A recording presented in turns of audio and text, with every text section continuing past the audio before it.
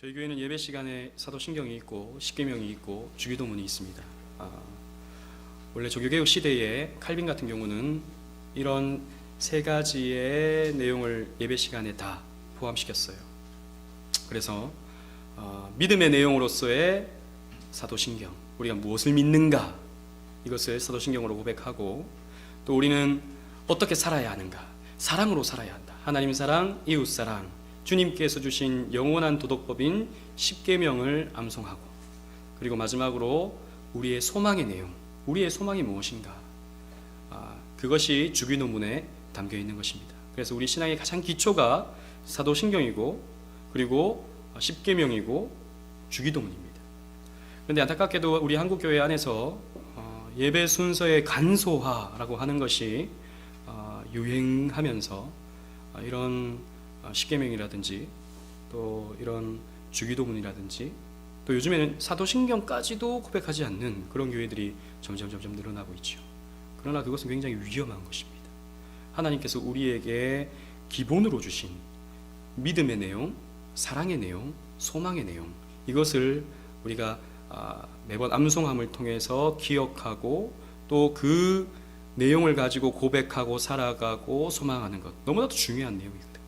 그래서 우리 교회는 이렇게 세 가지의 주님께서 가르쳐 주신 기본의 신앙의 내용들을 공부하고자 합니다. 그 가운데 우리 개혁신학 강좌에서는 먼저 사도신경부터 이렇게 좀 살펴보고자 합니다.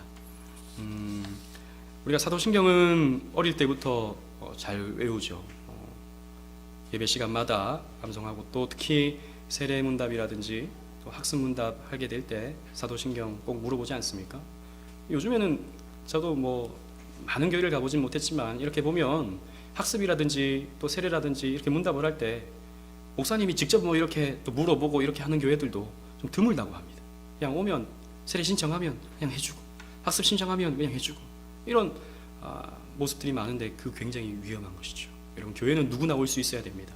그러나 교회의 회원이 되는 것은 그렇게 쉬운 문제는 아닙니다. 우리 교회가 너무 이렇게 쉽게 문을 열어놓고 이렇게 직분을 주고 또 일꾼으로 세움을 통해서 결국에는 그 안에서 많은 갈등과 문제가 일어나거든요. 우리의 신앙의 내용을 잘 이해하고 거기에 기반을 둔 상태에서 우리가 직분을 맡고 일을 하고 또 예배를 드리고 섬기면서 나갈 때 우리는 더 건강해질 수가 있는 것입니다. 그렇기 때문에 우리 사도신경을 우리 주일 오후에는 함께 공부하고 또 배우는 그런 시간을 갖고자 합니다. 사도신경이란 무엇인가? 제가 친히 또 이렇게 교재를 만들어서 이렇게 여러분들에게 나눠줬습니다. 제가 대학부를 오랫동안 맡았었거든요. 대학부를 맡을 때도 이렇게 교리 공부를 하면 제가 이렇게 교재를 또 직접 만들어서, 이거 어디에 있는 거 아니면 다운받은 거 아닙니다. 제가 직접 이렇게 만든 거예요. 이제 앞으로 계속 만들어서 우리 여러분들과 함께 나누고자 합니다. 대단한 내용도 아니지만 그러나 이것이 저도 준비고 또 여러분들에게도 이해되는데 훨씬 더 유익하다고 생각합니다. 우리 말씀 한번 나누겠습니다. 마태복음 16장 18절, 아주 유명한 말씀이죠. 우리 다 같이 한번 읽도록 하겠습니다. 시작. 또 내가 내게 이르노니 너는 베드로라. 내가 이 반석 위에 내 교회를 세우리니 음부의 권세가 이기지 못하리라. 아멘. 예수님이 물으셨습니다. 제자들에게, 너희는 나를 누구라 하느냐? 사람들은요, 예수님이 무슨 엘리야라 그러고 세례 요한이라 그러고 지도자라 그러고 이렇게 말합니다. 그때 예수님이 다시 물으시죠. 너희가 나를 누구라 하느냐? 너희는 나를 어떻게 생각하느냐? 어떤 존재라고 믿고 있느냐? 라고 예수님 물으시죠. 그때 베드로가 이렇게 대답을 합니다. 주는 그리스도시요 살아계신 하나님의 아들이십니다. 아주 중요한 신학을 그 고백 속에서 담고 있죠. 주는 구약에 예언되어진 메시아 그리스도다.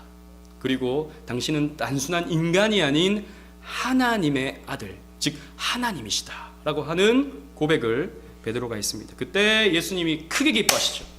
여러분, 성경을 보면 예수님이 크게 기뻐하시는 내용이 별로 없어요. 항상 좀 침체하시고 좀 우울하시고 그렇습니다. 그러나 이때만큼은 예수님께서 크게 기뻐하시면서 바요나 시몬아, 내가 복이 있다. 그것을 알게 한 이는 너 스스로가 아니라 하나님께서 너로 하여금 알게 하였다 라고 말씀해 주시면서 이 말씀을 주시죠. 내가 이 반석 위에 내 교회를 세우겠다. 로마 카톨릭 같은 경우는 이 반석을 페트루스, 베드로 그 개인으로 한정시켜 버리죠. 그래서 베드로를 일대 교황으로 추대를 하고 그 교황이 교회의 주인인 것처럼 이렇게 행세를 하게 되었습니다. 그러나 그건 성경을 오해하는 것입니다. 이 반석이라고 하는 이 말은 신앙 고백을 말하는 것입니다. 신앙 고백 위에 교회를 세우겠다. 네가 말한 그 굳건한 신앙 고백, 네가 말한 그 정확한 신앙 고백 위에 나의 교회를 세우겠다라고 예수님께서 말씀하신 것이죠. 그래서 교회의 기반은 신앙 고백입니다. 신앙 고백 위에 교회는 서게 되는 것이죠. 그렇기 때문에 바른 신앙을 고백한다는 것은 굉장히 중요한 것입니다. 그 교회가 서고 넘어지고 이 중요한 문제입니다. 그 교회의 가장 핵심적인 내용, 이것은 그 교회의 신앙 고백을 보면 알 수 있습니다. 그러나 오늘날 한국 교회는 그런 데에 있어서는 별로 관심을 두지 않죠. 그 교회는 어떤 신앙을 고백하는가?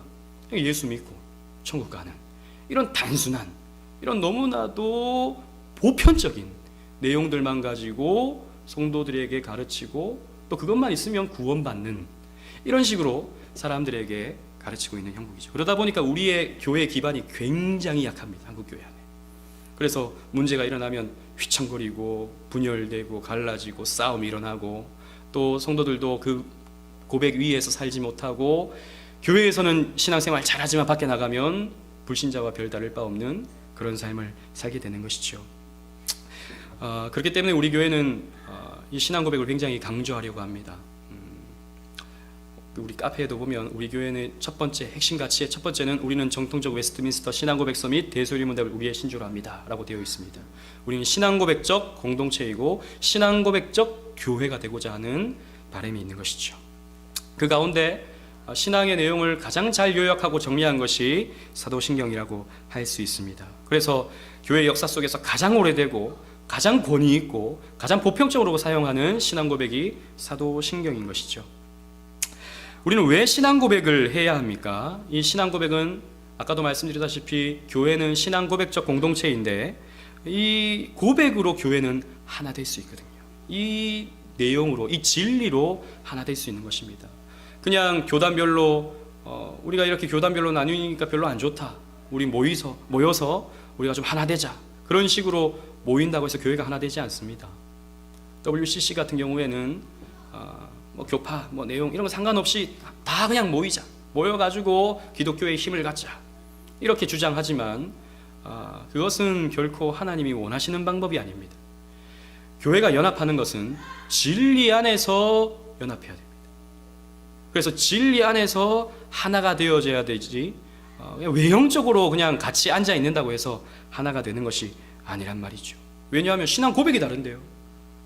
저 사람이 생각하는 하나님은 우리가 생각하는 하나님과 다른 하나님인데요. 어떻게 하나가 될 수 있습니까?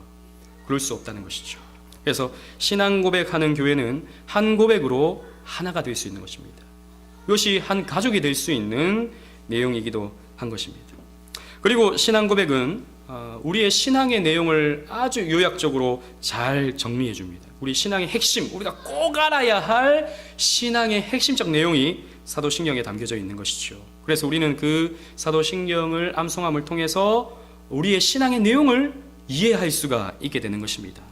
하이델베르크 요리문답은 22문에서 이렇게 질문합니다. 그러면 그리스도인은 무엇을 믿어야 합니까? 무엇을 믿어야 합니까? 여러분들은 무엇을 믿고 있습니까? 하나님 믿죠. 그럼 그 하나님은 어떤 하나님입니까?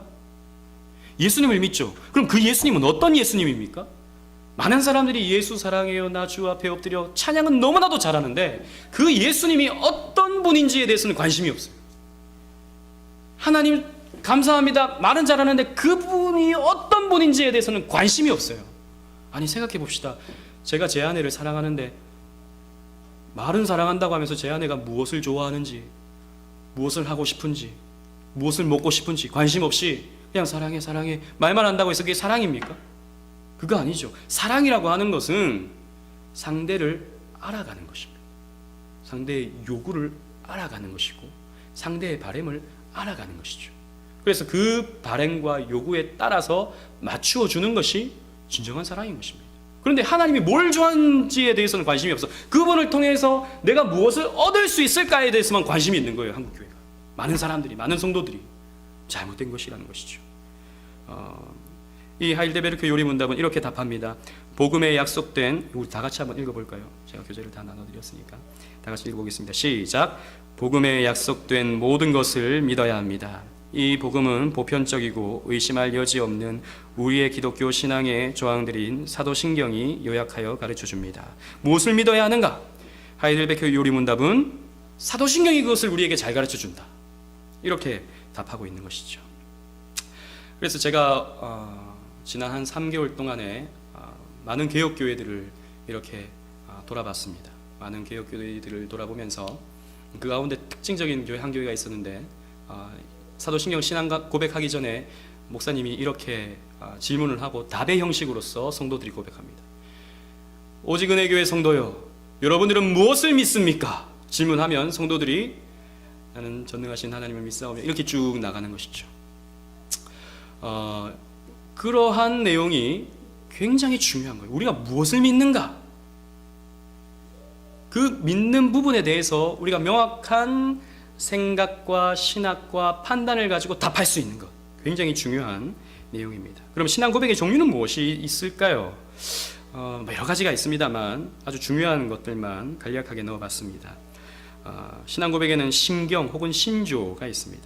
우리가 잘 아는 사도신경, 그리고 니케아 신경, 초대교회 때 삼위일체의 하나님, 하나님은 삼위의 하나님이시다, 그리고 일체의 하나님이시다 라는 것을 정리해 놓은 니케아 신경, 그리고 아타나시우스 신경은 예수님은 참 하나님이시면서 동시에 참 인간이시다 라고 하는 신앙의 고백이 이 아타나시우스 신경에 담겨져 있죠. 그리고 신앙고백서는 17세기에 만들어진 웨스트민스터 신앙고백서, 우리 앞으로 또 이 오후 시간에 계속해서 공부할 것입니다. 그리고 스코틀랜드 신앙고백서, 벨직 신앙고백서, 이러한 여기 담겨진 내용들은 우리 장로교회가, 개혁주의 교회가 고백하고 있는 신앙고백의 내용이에요. 우리가 오랜 시간을 또 공부할 거니까 그 가운데 이런 내용들을 우리가 다 공부하게 될 것입니다. 그리고 요리문답이 있습니다. 요리문답은 질문이 있고 답이 있는, 아까 우리가 살펴봤던 하이델베르크 요리문답 같은 경우에는 문이 있고 답이 있지 않습니까? 마찬가지로 이런 식으로 질문하고 답하는 이런 방식의 웨스트민스터 대요리문답, 소요리문답, 그리고 하이델베르크 요리문답, 제네바 교회 요리문답. 제네바 교회 요리문답은 우리 종교개혁의 가장 핵심적인 역할을 감당했던 칼빈이 만든 그런 요리문답입니다. 우리가 또 기회가 되면 이런 것들도 함께 공부하면서 우리 신앙의 내용을 살펴볼 것입니다. 그렇다면 이 사도신경은 어떻게 시작이 되었는가? 사도신경, 사도라는 말이 붙다 보니까 많은 사람들이 이 사도신경은 그럼 사도들이 만들었는가? 12사도들, 그 사도들이 만든 내용이 바로 이 신앙고백의 내용인가? 라고 생각하지만 그렇지는 않습니다. 사실 이 사도신경은 사도들이 죽고 난 이후에 1세기 후반부터 사람들로 하여금 고백되어진 내용들입니다. 그래서 그러면 왜 이 사도신경을 사도신경이라고 하는가? 사도들이 만들지 않았는데 이 내용이 사도적이기 때문입니다. 즉 예수님의 말씀을 직접 들었던 사도들이 가르치고 고백하던 그 전통 위에 이 사도신경의 고백들이 펼쳐지고 있거든요. 그렇기 때문에 교회에서는 이 사도신경을 사도신경, 사도적인, 그래서 진리의 내용을 담고 있는 사도적인 고백이다 라고 해서 사도신경이라는 이름이 붙여지게 된 것입니다. 그래서 사도신경은 사실 저자가 없습니다. 누가 만들었는지 몰라요. 오랫동안 교회에서 그렇게 고백되어지던 내용들이 오랜 시간을 걸쳐서 다듬어지고 정리가 되면서 오늘날의 형태를 갖게 된 것입니다. 처음으로 이렇게 문헌을 살펴보면 다 말씀드릴 수는 없지만 서기 한 150년경 전부터 이런 사도신경의 어슴푸레한 내용들이 교회에서 고백되어지다가 6세기, 7세기가 되었을 때 오늘날과 같은 형태로 굳어지게 된 것입니다. 그리고 이 사도신경 같은 경우에는 이런 내용들이 처음에는 어떤 방식으로 고백되어졌냐면 세례를 받을 때 문답 형식으로 이런 내용들이 정리가 됐습니다. 예전에는 초대교회 때는 세례를 받을 때 욕조에 들어가서 세례를 받았지 않습니까? 원래는 예수님도 침례를 받으셨죠. 물론 그렇게만 해야 된다라고 하는 것은 문제지만 침례도 하나의 세례 중요한 방법이 될 수 있습니다. 장로교 안에서도 침례를 행할 수 있습니다. 그러나 우리는 그 의미, 그 상징성 이런 것들을 표현하기 위해서 우리는 물을 머리에 뿌리는 방식으로 이렇게 하죠. 그러나 초대교회 때는 다 세례조에 들어가서 세례를 받았다고요. 근데 물 속에 들어갔다가 나오는 이게 참 중요한 건데요. 성경에서 보면요, 많은 물, 이것은 무엇을 상징하냐면 저주와 심판과 죽음을 상징할 때가 많습니다. 다 그런 것은 아닌데, 여러분 생각해 보십시오. 하나님이 이 세상을 심판하실 때 심판의 모델로서 노아의 홍수를 보여주셨죠. 온 땅에 물이 가득했습니다. 많은 물, 그것은 심판을 상징하고 있는 거예요. 그리고 세례도 마찬가지입니다. 세례는 우리의 옛자가 죽고 그래서 새로운 피조물로서 다시 살아나는 것의 상징입니다. 세례라고 하는 것은. 예전에는 나만을 위해서 살았어요. 내 영광과 내 기쁨과 내 즐거움만을 위해서 살았어요. 혹은 내 자식을 위해서. 내 자식도 사실 나의 투영이죠. 내 자식이 잘 되면 내가 기쁘잖아요. 내 자식이 잘 안 되면 내가 슬프잖아요. 사실 나의 투영이 바로 우리 자식이거든요. 그게 나예요, 곧 나. 그래서 난 자식을 위해서 산다? 아니요, 자신을 위해서 사는 겁니다. 그러한 자아가 죽고 이제는 하나님의 영광을 위하여 살아가는 새로운 피조물로서 살겠다라고 하는 다짐이 세례거든요. 그 세례가 바로 죽음을 상징하는 것입니다. 그래서 하나님은 출애굽할 때 이스라엘 백성들을 새로운 피조물로 만드시기 위해서 홍해를 건너게 하시는 거예요. 그 죽음과 저주와 심판의 바다를 건너게 하시는 거예요. 그리고 하나님과 관계없는 애굽의 군대는 그 저주 속에 수장시켜 버리는 거예요. 그래서 요한계시록 22장에 보면 성경이 뭐라 그러냐면 천국의 새하늘과 새 땅에는 다시는 바다가 없겠고 그러거든요. 많은 물이 없겠고 그러거든요. 새하늘과 새 땅에는 더 이상 저주가 없으니까, 심판이 없으니까, 죽음이 없으니까 많은 물이 없는 것입니다. 아무튼 세례라고 하는 것은 죽음을 상징하는데 초대교회 때는 이렇게 3번 물었습니다. 전능하신 하나님 아버지를 믿습니까? 네, 믿습니다. 그러면 물속에 한번 들어가는 거예요. 그리고 그분의 독생자 주 예수 그리스도를 믿습니까? 이렇게 물어보면 네, 믿습니다. 그럼 또 한번 들어가요. 또 성령님을 믿습니까? 여기에 대한 답을 하면 또 물속에 들어가는 거예요. 이러한 내용이 정리되고 다듬어지면서 오늘날의 사도신경의 형태로 굳혀지게 된 것이죠. 그래서 사실 이 사도신경 같은 경우에는 우리가 교회의 회원으로서, 사실 세례 받는 것이 교회의 회원이 되는 것 아니겠습니까? 교회의 회원으로서 공식적인 고백을 하고 또 그것을 공인해주는 통과 의례로서 사도신경을 고백해야 되는 것이죠. 그리고 또 이 세례를 받기 전에 교육을 할 때 사도신경을 우리는 가르치죠. 사도신경의 내용들을 교회 회원들이 필수적으로 암송하고 공부하는 신앙의 기초를 이 사도신경이 잘 담고 있기 때문입니다. 그래서 16세기 종교개혁자들도 이 사도신경을 굉장히 강조했습니다. 이 사도신경의 내용을 성도들에게 가르치고 또 암송하게 하고 또 그 고백대로 살아갈 수 있도록 그렇게 교육을 했고, 특히 종교개혁자 존 칼빈 같은 경우에는 기독교 강요, 그 두꺼운 기독교 강요의 내용의 전개가 사도신경의 순서를 따르고 있어요. 즉 전능하신 하나님, 창조, 그리고 그리스도, 그리고 성령, 성령의 열매로서의 교회, 그리고 종말, 이런 내용들을 담고 있거든요. 이런 기독교 강요의 내용이 사도신경을 토대로 해서 이렇게 만들어졌다라는 것을 우리는 교회사 속에서 살펴볼 수 있습니다. 그러면서 점점 예배의 순서가 되었죠. 사도신경은 우리 교회의 기반이고 교회 신앙의 뿌리인 이 신앙 고백을 사도신경을 통해서 예배 시간에 고백하게 했던 것입니다. 신앙의 기초이기 때문이죠. 그래서 우리는 사도신경을 암송하고 또 그 암송하는 내용을 통해서 내가 세례받았다, 내가 교회의 회원이 되었다, 그래서 나는 교회에 속했다, 하나님의 자녀가 되었다, 새로운 피조물이 되었다 라고 하는 것을 사도신경을 고백할 때마다 각인하는 거예요. 근데 우리는 그렇게 잘 안 합니다. 그냥 통과 의례, 예배 순서의 하나로서 그냥 외우기만 하는 경우가 많죠. 그러나 우리는 기억해야 됩니다. 이 사도신경을 고백할 때마다 나는 교회의 회원이다. 나는 세례교인이다. 여러분, 세례교인이 오늘날 되기가 너무 쉬우니까 그냥 세례 신청하면 그냥 주니까 거기에 대한 감격이 없는데, 초대교회 때는 너무 어려웠어요. 목숨 걸고 예수 믿어야 됐잖아요. 초대교회 때는 예수 믿다가 걸리면 감옥에 갇히고 사자밥이 되고 끓는 가마 속에 들어가고 이렇게 예수를 믿었는데, 거기서 단순히 끝나는 것이 아니라 오랜 시간을 배우고 익히고 공부하고 난 뒤에 세례를 줬다고요. 그러니까 거기에 감격이 있었다고. 내가 세례교인이다. 내가 교회의 회원이 되었다. 그러면 더 기쁨과 감사 속에서 신앙생활을 하는데, 오늘날 세례 받는 것이 너무 쉬우니까 세례를 너무 사람들이 가볍게 생각합니다. 뭐 차이가 있다면 성찬을 받을 수 있고 안 받을 수 못 받고 이 정도로만 생각하니까 거기에 어떤 감격이 없다고요.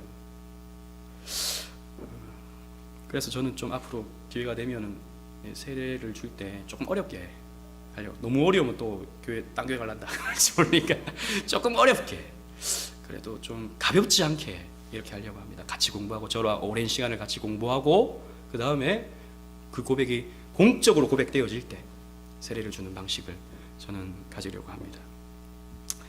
그리고 이 신앙의 내용을 정리해 준다고요. 나는 무엇을 믿는가? 성부 하나님을 믿고, 성자 예수님을 믿고, 성령 하나님을 믿는다. 그리고 교회를 믿고, 교회의 교제를 믿고, 주님께서 다시 오실 것을 믿고, 이러한 내용들을 고백하면서 나는 이런 신앙을 갖고 있지라고 하는 것을 되뇌이게 되는 것이죠. 그리고 한 교회의 일원으로서, 여러분, 교회는, 보이지 않는 교회는 하나입니다. 지금 뭐 여기도 보면 교회가 많죠. 요즘 동네마다 교회 없는 곳이 없죠. 제가 이제 개척 자리를 알아보려고 장기동도 가고 또 구례동도 가고 또 여기저기 많이 가봤는데, 놀랍게도 교회 없는 동네가 없어요. 어떤 데는 한 건물에 교회가 2군데도 있고요. 교회 옆에 교회가 있고, 교회 옆에 교회가 있고, 교회 옆에 교회가 있어요. 이렇게 많이 나뉘어져 있지만 참 신앙을 고백하는 교회는 사실 단 하나입니다. 보편교회. 그래서 원래는 우리 주님 안에서 다 하나입니다. 사실 교회는 몸은 떨어져 있지만 우린 지교회로서 이 오직 은혜 교회를 하는 것이죠. 그러나 우리는 신앙 고백으로, 우리가 이제 앞으로 사도신경을 우리가 함께 공부함을 통해서 내가 갖고 있는 신앙이 이런 신앙이구나 라는 것을 알게 될 때, 우리는 진리 안에서 하나가 될 수 있는 것이죠. 정말 한 가족이 될 수 있는 것이죠. 같은 방향을 향해 같이 걸어갈 수 있는 동역자가 될 수 있는 것이죠. 그렇기 때문에 나는 이 교회의 회원이다 라는 것을 이 사도신경이 각인시켜 주는 것입니다. 그래서 예배의 순서에 이 사도신경은 들어가게 되고, 그러한 내용들을 우리는 머릿속에서 정리하면서 우리의 신앙을 돌아보게 되는 것이죠. 그러나 오늘날 인터넷에 보면요, 이 사도신경에 대한 많은 비판과 많은 문제 지적이 있는 것을 봅니다. 특히 이단들 혹은 잘못된 노선을 걷는 그런 교회들에서 영상을 만들고 또 어떤 글을 써서 사도신경의 문제점, 사도신경의 어떤 폐해, 이런 것들을 이렇게 알리고 또 사도신경을 고백하지 못하도록 이렇게 가르치는 교회들이 많이 있어요. 최근에 그 사람들이 주장하는 가장 큰 이유 중에 하나가 사도신경은 로마 가톨릭이 만든 거다라고 하는 주장입니다. 아까도 말씀드렸다시피 사도신경은 사실 지금과 같은 내용으로 정리된 것은 6세기, 7세기 경이거든요. 그럼 그 시대는 사실 이미 교황이 있을 때였습니다. 그리고 중세 시대이기 때문에 사실 로마 가톨릭 교회만 있었을 때죠. 물론 소수의 진리를 추구하는 교회들이 있었습니다만, 그러나 대부분은 로마 가톨릭 교회였습니다. 이런 사도신경은 로마 가톨릭이 만든 것인데 어떻게 로마 가톨릭의 고백을 우리 개신교회가 고백할 수 있는가? 그럴 수 없다라고 주장하는 것이죠. 그러나 이것은 사도신경을 오해하는 것입니다. 왜냐하면 사도신경은 6세기, 7세기 경에 오늘날과 같은 형태로 정리가 된 것이지, 이러한 고백은 이미 로마 가톨릭화 되기 전이었던 초대교회 때 고백되어졌던 내용인 것이죠. 우리가 매번 우리는 초대교회로 돌아가야 된다 이런 말 많이 하지 않습니까? 그죠? 초대교회 때는 가장 순수하게 사도적인 그런 복음을 듣고 그러한 삶을 살았기 때문입니다. 그 시대에 이미 사도신경의 내용이 고백되어졌다라는 것이죠. 그렇기 때문에 우리가 사도신경을 고백하는 것은 사실 바른 신앙으로 돌아가는 어떤 계기가 되는 것입니다. 로마 카톨릭으로 가는 것이 아니라 초대교회의 신앙으로 돌아가게 되는 것입니다. 그렇기 때문에 사도신경은 당연히 고백되어져야 되는 것이죠. 사도적이기 때문입니다. 그리고 오늘날에 많은 또 유행하는 가르침 중에 하나가 신앙은 개인적인 것이다 라고 하는 생각들입니다.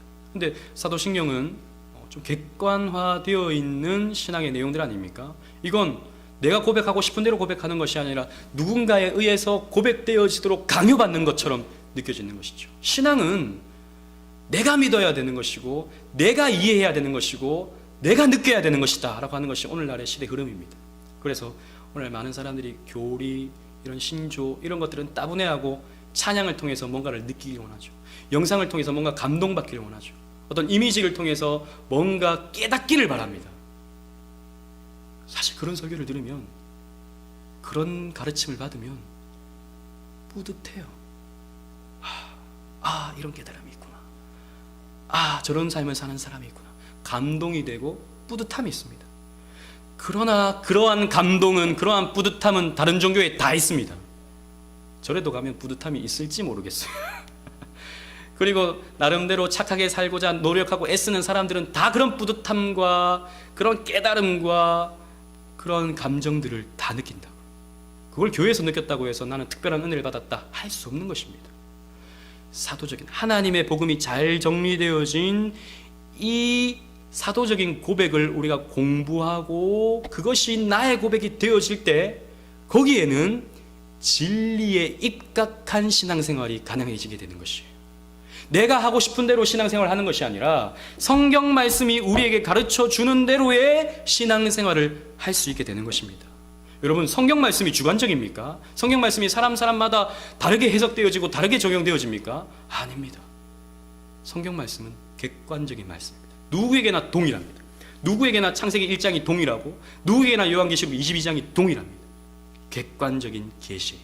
이 객관적인 계시의 요약인 사도신경을 우리는 객관적으로 고백하는 것입니다. 그리고 성경 말씀은 우리 개인에게 주기 이전에 교회라고 하는 공동체에게 주신 하나님의 말씀입니다.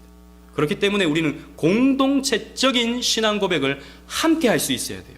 결코 내가 하고 싶은 대로, 내가 믿고 싶은 대로, 내가 원하는 대로 신앙생활을 해서는 안 되는 것입니다. 그게 바로 사사시대에 자기 소견에 옳은 대로 행하는 그런 신앙의 모습의 내용이 아니겠습니까? 결코 하나님이 원하시는 것이 아닌 것이죠. 또 많은 사람들이 사도신경을 이렇게 암송하면서 그냥 흘려보내는 것은 이 내용이 조금 어렵다라고 생각하기 때문입니다. 이런 이해도 안 되는 걸 가지고 왜 우리가 예배 시간에 주문 외우듯이 외워야 하는가에 대한 의문점을 갖게 되는 것이죠. 여러분, 이 사도신경을 보면은 사실 이해 안 되는 그런 구절들이 많이 있어요. 어떤 것이냐 하면, 여러분, 거룩한 공회와 성도가 서로 교통하는 것과, 이게 무슨 말입니까? 거룩한 공회와 성도가 서로 교통하는 것과, 사람들이 이런 내용을 공부하지 않으면 잘 몰라요. 대부분의 성도들이 모르고 암송합니다. 물론 여기 있는 분들은 아니겠죠. 그러나 대부분은 모릅니다. 공회가 뭐냐? 그러면 공동체인가? 뭔가?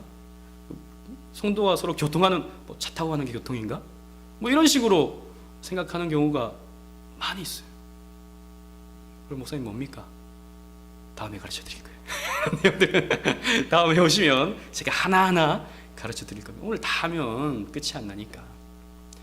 사실 이 사도신경은 선교사님들이 한국에 오셔서 처음으로 이렇게 번역해 놓은 것이 조금씩 다듬어지면서 이렇게 정리된 것이기 때문에 이 교회는 한 번 이렇게 하고 나면 그 다음에 바꾸기가 너무 어려워요.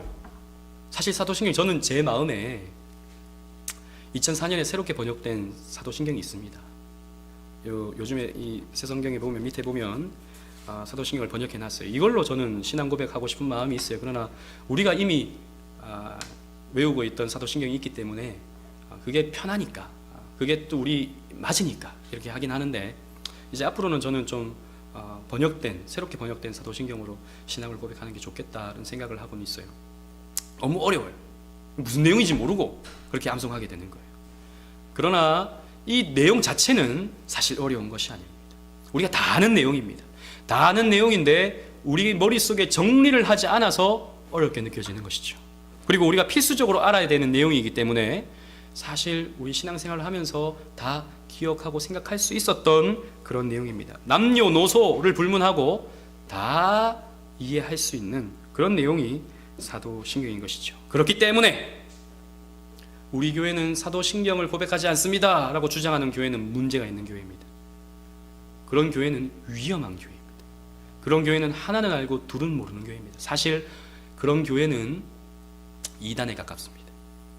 자기가 하고 싶은 대로, 자기가 원하는 대로 신앙생활을 하고 싶은 그런 욕구에서부터 시작된 것이 바로 사도신경을 없애는 그런 무브먼트, 그런 운동인 것이죠. 그리고 신학의 우리 신앙생활 속에서 저는 가장 중요한 것이 신학이라고 생각하는데, 종교개혁자들, 우리보다 훨씬 더 똑똑하고 이 시대보다 훨씬 더 깊이 있게 성경을 연구했던 16세기, 17세기 종교개혁자들도 이 사도신경을 너무나도 귀한 것으로 여기고 고백하고 가르치고 암송했는데, 오늘날 우리가 뭐라고, 오늘날에 이렇게 얄팍한 신앙을 갖고 있는 이 시대의 신학자들과 목사들이 뭐라고 사도신경을 쉽게 폄하하고 사도신경을 없애도 되는 것, 없어야 되는 것으로 말하는 것은 굉장히 교만하고 굉장히 무식한 행위입니다. 그렇기 때문에 우리는 사도신경을 귀하게 여기고 예배시마다 그냥 흘려보내지 아니하고 이 내용을 하나하나 확인하면서 하나님, 나는 이렇게 하나님을 믿습니다 라고 고백하는 우리 오직 은혜의 교회가 되기를 바랍니다. 나가는 말씀 보시면 교회는 신앙 고백 공동체입니다. 앞에서도 말씀드렸다시피, 따라서 교회는 바른 신앙 고백 위에 세워져야 됩니다. 잘못된 신앙 고백에 서 있는 교회는 이단이죠. 사이비가 될 수밖에 없습니다. 그렇기 때문에 우리의 신앙 고백은 굉장히 중요하고, 우리는 사도신경도 사실 충분하지만 그러나 그것을 조금 더 세분화시켜 놓은 웨스트민스터 신앙 고백서 및 대소일 문답을 우리의 신조로 하여서 우리는 이렇게 신앙을 객관적으로 고백한다 라고 고백하면서 배워나가기를 원합니다. 이것이 바로 교회가 하나 될 수 있는, 진짜 하나 될 수 있는, 그냥 맨날 같이 모여서 밥 먹고 이게 하나 되는 것이 아니고, 어디 차 타고 놀러 가고 이게 하나 되는 것이 아니고, 우리 하나 되자, 하나 되자, 우리는 사랑의 띠로 하나가 되었습니다 이렇게 노래 부른다고 하나가 되는 것이 아니고, 진리 안에서 하나 되는 것, 신앙 고백 위해서 하나가 되는 것, 그런 공동체가 우리 오직 은혜교회 공동체가 되기를 주님 이름으로 축원합니다.